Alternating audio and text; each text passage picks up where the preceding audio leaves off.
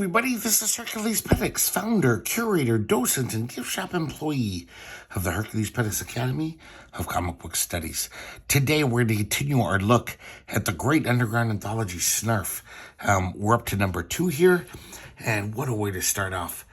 Jay Lynch does the cover. Jay Lynch, his covers are so fun. They're always like just great colors, great drawing, great logo here. This just looks so fun to me. This is just, I mean, how could you not pick this comic up? So right off the bat, looking pretty good.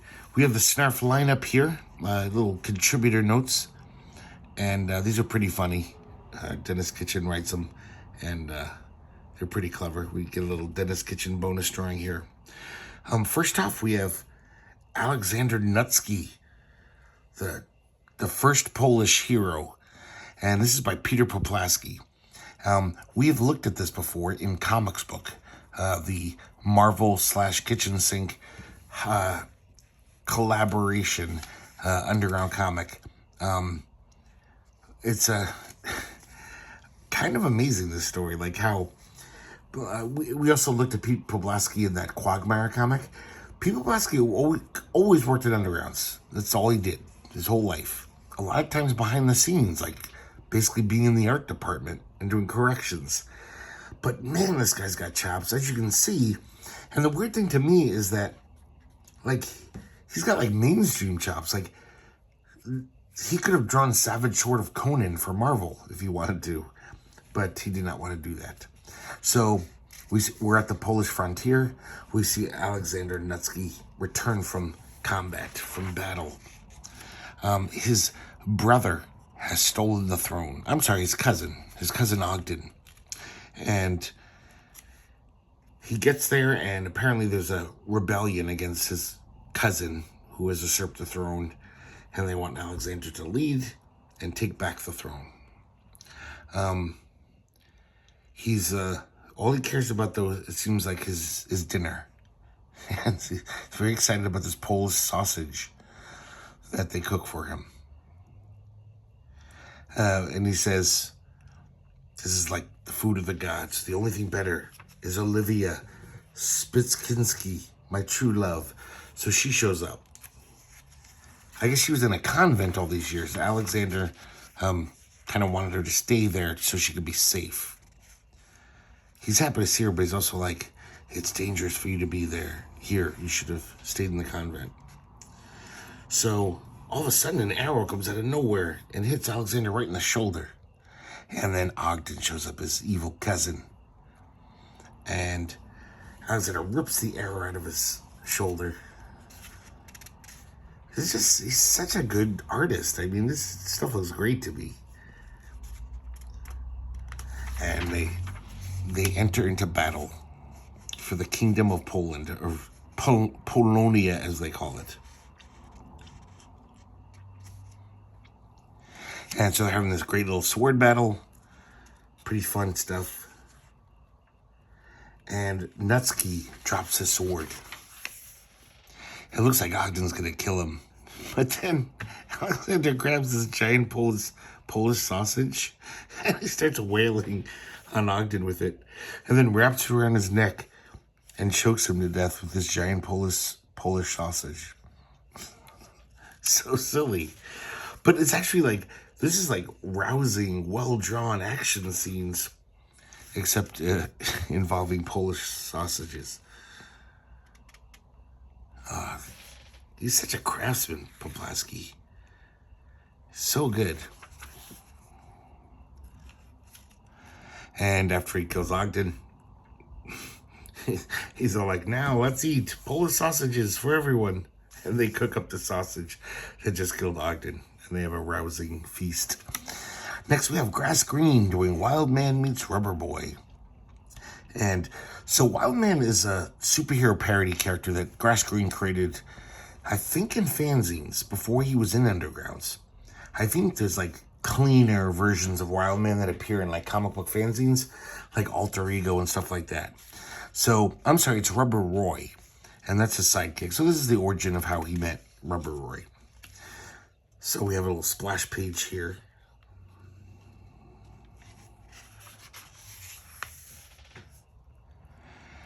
And so we see this gang of, they're all midgets. And they work for Professor Evil. And they're pulling some heist. And Wild Man shows up. This is so weird. Wild Man, he has this thing on his head that I don't know what it's supposed to be. Like what, even the function or why you would have that? But it does kind of look like a superhero thing. I don't know. It's very odd. It's like a giant, like stuffed sock coming out of his forehead. Or, I'm sorry, the top of his head. Meanwhile, we cut away and we meet this kid, Roy. Even though he's not named that until the end. And he's just living in utter squalor. Like down near the river. He hasn't showered in months. He lives in a shack, basically. With the rats running around. And he looks at a newspaper. Doesn't it look like Goodman Beaver there? About a few weeks ago, I looked at Super Soul Comics by Grass Green, which the Archibald Gernsback Institute donated to our library. And he mentioned the Kurtzman-likeness of Grass Green. And it really does. He, like, all the humor in this is, all the jokes are set up just like Harvey Kurtzman. You know, it's very, not just the art, because that looks like Goodman Beaver there, right? But even just the way he tells a joke, you know, the gags, it's all very, like, Mad. The comic book Mad. So this kid reads about Wild Man in the newspaper, and he's like, oh, maybe I could be his sidekick. So he gets on his little tricycle and starts riding around the city trying to find Wild Man. Meanwhile, Wild Man's chasing these little kids because he thinks they're the midget gang. All of a sudden, Roy rides his bike right into Wild Man. You can see that, like, Grass Green was definitely influenced by Kirby. Some of them, there's like almost swipes sometimes, here and there.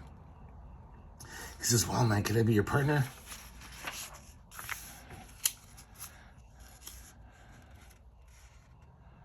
That thing on his head is so weird.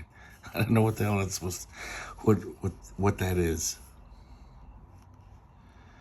So he grabs the kid and he says, okay, we got to stop, you know, this Professor Evil. And as the kid, you know, Wild Man's looking in the window. Professor Evil's concocting some kind of weird potion or something, or, you know, something. And he's like, we have to wait and formulate a plan. But the kid gets too excited and he just dives in the window, ruining the element of surprise. So Wild Man comes in, beats up the midget gang, and then the evil, Professor Vil grabs Roy and he says, if you don't exit the premises, I'm going to throw him into this Super X formula vat. I'm not quite sure what it is, but it's a lot of crazy stuff went in there.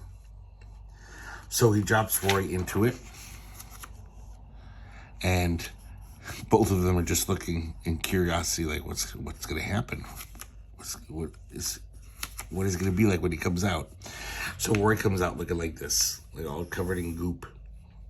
He says, get me out of this shit. So Wild Man puts a hose on him. So you can already see the Kirby there. And Roy has gained the powers like Plastic Man. Or Mr. Fantastic, he can stretch.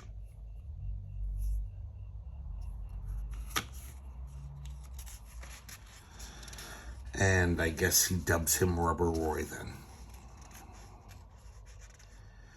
Yeah, so many of these the setups on all these, the dialogue is so Kurtzman-like.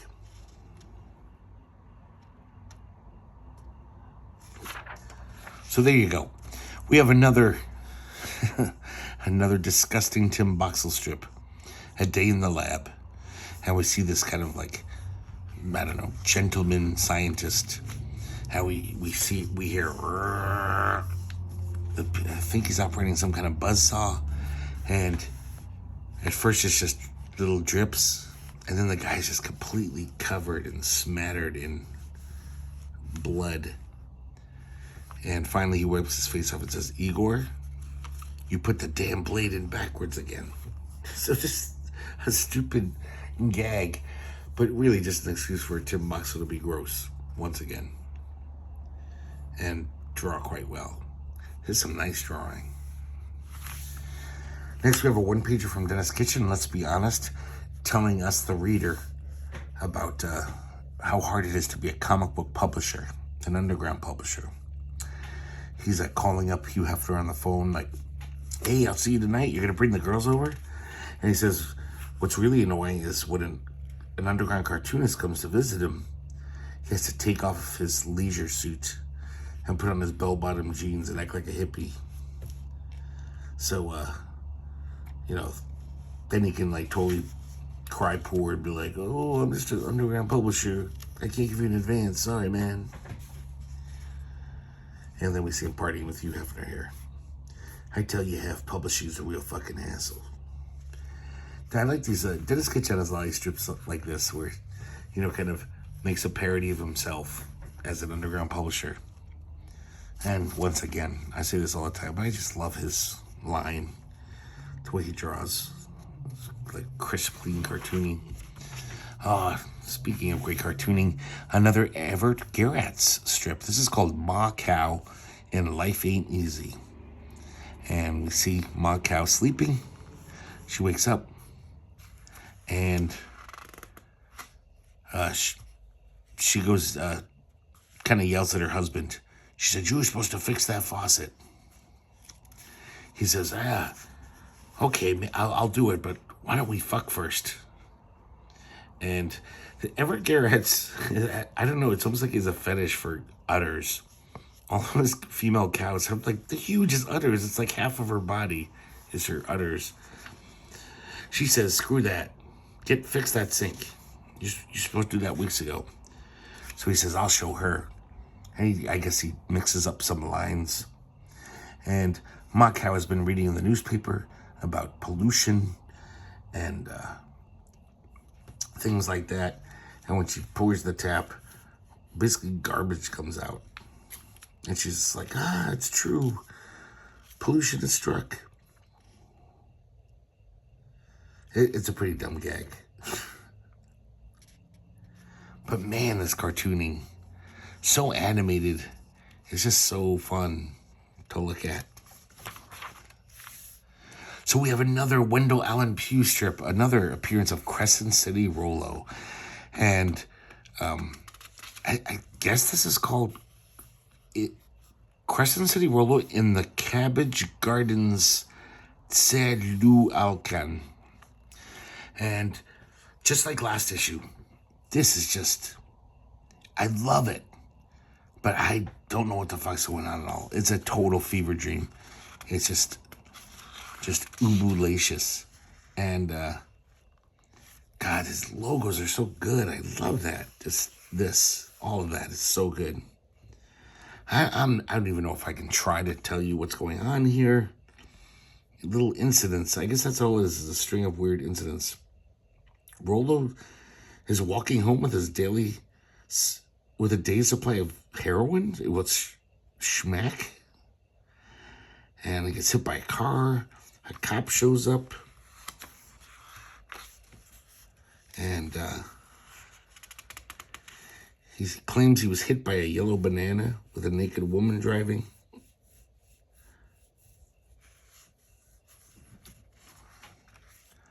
So many odd little things in this. So he gets home and he trips. Another airborne acrobatic arrival. He slips on a banana peel. This is unfortunate. I don't know if it's the printing or if Wendell Allen Pugh was high and he rubbed his sleeve on his original art. But there's some word balloons here that are illegible. They're just turned into smudge. And look, we can see down here. And I guess, it was 1972 when this came out. Full-on hippie days. So, I don't know if Dennis Kitchen was like, yeah, whatever, fuck it. It's fine. Nobody can understand your comics anyway. Who cares? There's a few panels that are legible. Luckily, that ends here. It was just that one page. So he goes to visit his drug-dealing friend, Hilo, I think his name is. And just more crazy shit happens. I don't understand anything in this comic. But I don't know why I find this so fascinating. The construction, just the pure Dadaism of it. So I don't know quite understand why, but they decide to ship themselves to Mexico. I like this little thing here.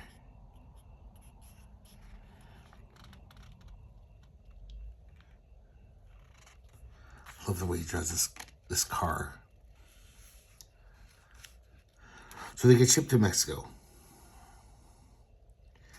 And I guess they didn't think this was going to happen. The guys from the airplane have other plans, which I'm not quite sure why. But the package that Rollo and Hilo were in, they put a parachute on it and drop it off the plane.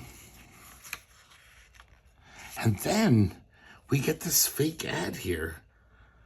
They laughed when I pulled in and still were as I left. I guess Volkswagen owners, because they got such good mileage, were laughed at gas stations because they use so little gas. So these huge custom front and rear modifications. Actually, I don't even know what I'm talking about. I don't know what this is. It's just another sign of just Wendell Allen Pugh being a weirdo. So now we see another really nice title panel here. The Garbage Garden Princess. And they're landing in this jungle.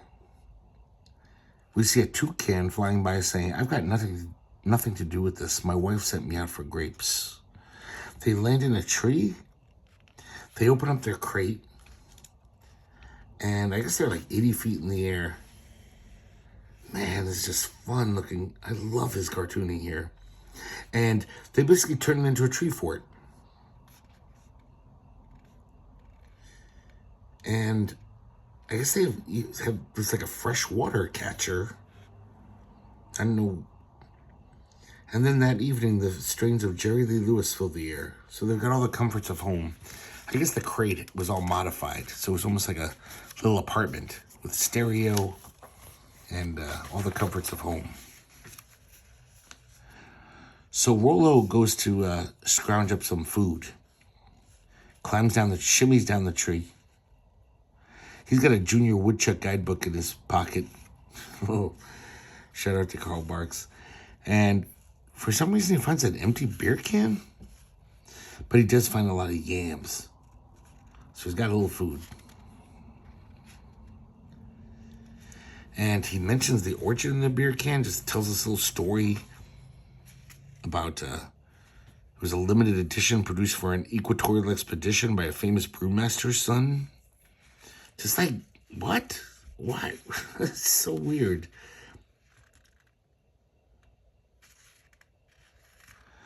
Hilo still has not left the tree fort. Rollo keeps going down.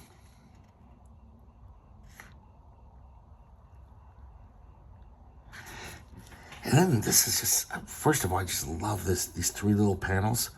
It says the night breezes pick up the spare parachute, the one that they flew down on. A silent signal is sent, and the parachute turns into an SOS signal. So a helicopter comes and picks them up. Well, I'm sorry, not them, just Hilo, because Rollo's down the ground looking for food. This is so nuts. And then Rollo finds himself on top of a great, kind of like an Aztec pyramid. Going to be Mayan. And then look at the lettering here. It gets so good. This is amazing calligraphy. I think it's trying to look like maybe some weird, Mesoamerican font or something.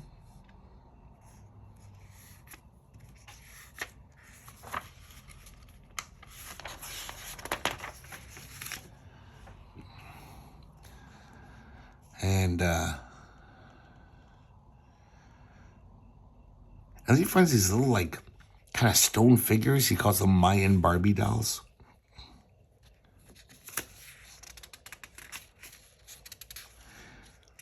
He deciphers some of these old Mayan texts.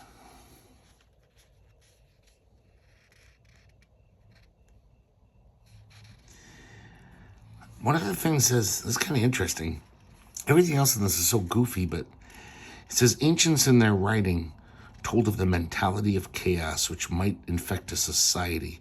Those of us charged with the responsibility for seeing beyond the present day stood by for centuries as the silent demon devoured our culture. Now as my tomb is prepared for me, I have none to entrust with my power, so I entrust to these clay figurines my power, that it not be lost.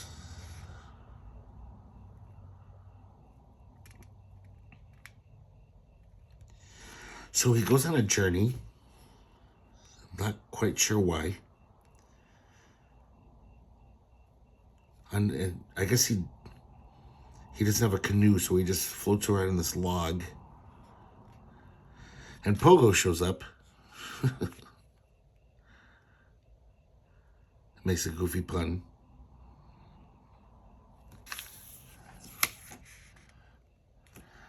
Love this stuff. Just such great, like, I love how many panels are on this page and they're all drawn really nicely.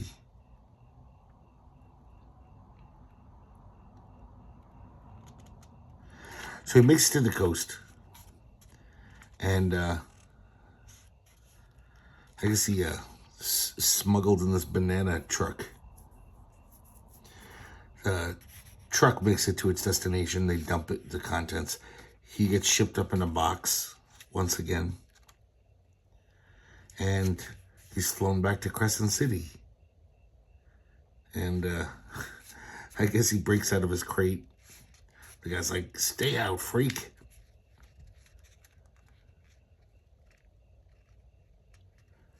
And he sees a high-low in that car, the same car he was driving in earlier, hanging out with some senator. I'm sorry that sounded so disjointed and dumb, but I'm dumbfounded by this comic. And yet, I love this stuff. It's just so crazy and weird and silly. It's just really odd. And, you know, once again, this guy did Googie Wommer, so this guy's definitely marching to the beat of a different drum. And I like his rhythm. We have a little Dennis Kitchen one-pager. This is Terry the Turgid Toad and a sidekick, Cosmic Dog.